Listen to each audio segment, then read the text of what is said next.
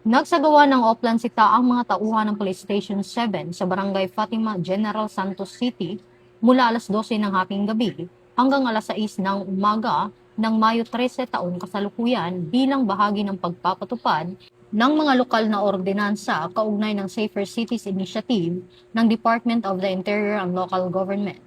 Pinangunahan ang operasyon ng mga tauhan ng Police Station 7 sa ilalim ng supervision ni Police Major Jack Pusaka Amutalib, Station Commander, upang mahigpit na maipatupad ang mga umiiral na ordinansa at mapanatili ang kaayusan at kaligtasan sa komunidad.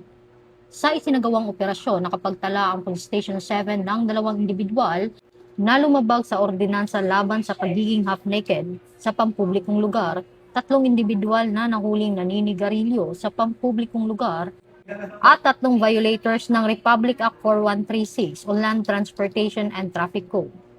Mula dito sa Campo Crame, ako po ang inyong PNN correspondent, Patroluman Resali Umalay, nagbabalita para sa Police News Network. Alagad ng batas, tagataguyod ng balitang pulis. Ito ang bagong PNP para sa bagong Pilipinas, serbisyong mabilis, tapat at nararamdaman.